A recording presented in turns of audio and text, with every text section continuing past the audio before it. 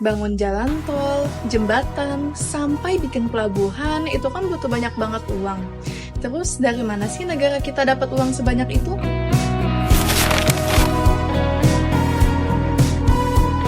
Perkenalkan, nama saya Rosyid Kartika Putri dari kelas 11E SMA Negeri 43 Jakarta. Sumber pendapatan utama negara kita itu diatur sama kebijakan fiskal. Kebijakan fiskal ini yang mengatur pemasukan sama pengeluaran APBN. Nah, negara kita dapat uang dari berbagai sumber, kayak dari hutang, dari PNBP, hibah, dan yang paling gede itu dari pajak. Tapi makin kesini negara kita mulai mengandalkan sumber lain. Aset kekayaan negara sekarang nggak disimpan gitu aja, tapi dikelola melalui investasi. Dari kebutuhan mengelola yang lebih produktif inilah muncul konsep namanya SWF, atau Sovereign Wealth Fund. Gampangnya gini, SWF itu kayak bendahara yang lagi ngumpulin uang dari berbagai sumber secara profesional.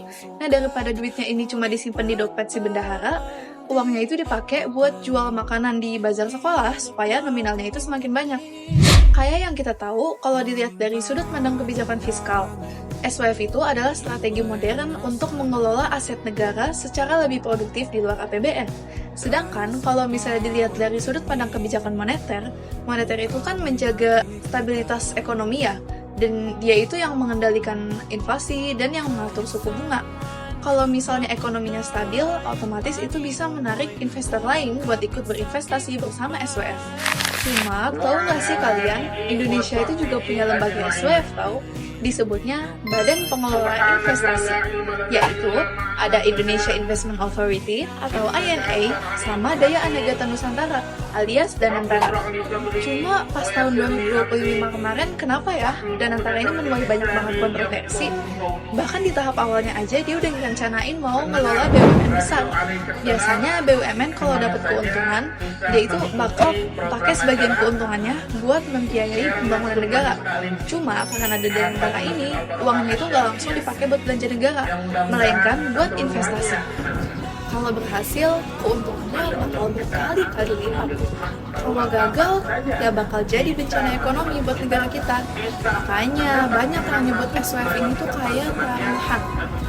Tahun lalu, Pak Prabowo itu menunjuk Pak Jokowi sama ormas keagamaan untuk jadi pengawas Danantara. Ya hal ini tuh bikin masyarakat skeptis dong, karena dananya nggak transparan dan bisa menimbulkan potensi korupsi. Ingat deh, dana yang waktu itu mau dikelola sama Danantara itu mencapai 14.000 triliun rupiah.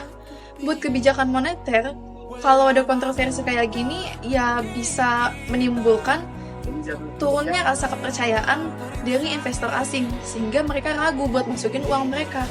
Dan itu bisa bikin efek domino juga buat kita, karena bisa memicu keluarnya modal asing, dan itu bisa ngasih tekanan ke nilai tukar rupiah, sehingga berpengaruh juga ke ekonomi yang bisa jadi nggak stabil nantinya.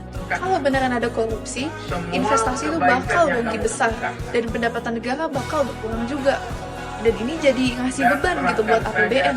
Bebannya bertambah, dan kalau rugi ya terpaksa negara kita harus bail out, menutup kerugian, dan mau nggak mau nambah hutang lagi deh.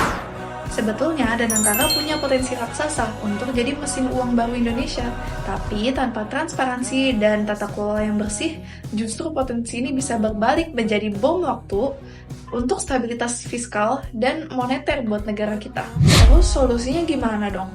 Kita tuh nggak usah bingung lah nyari formula baru, karena dunia udah punya contoh sukses. Kita bisa meniru Norwegia dengan Government Pension Fund globalnya.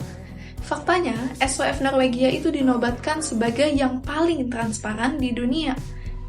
Mereka punya Dewan Etik Independen yang bertugas mengawasi investasi, bebas dari campur tangan politik, dan laporan keuangan yang bisa diakses oleh publik secara real time.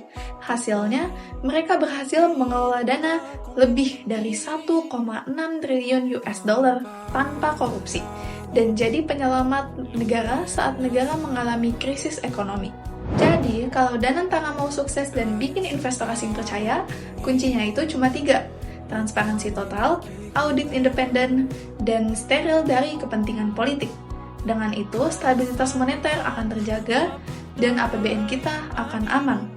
Saya Rosyid, terima kasih sudah menonton, dan yuk kita kawal bersama masa depan ekonomi Indonesia. Sampai jumpa!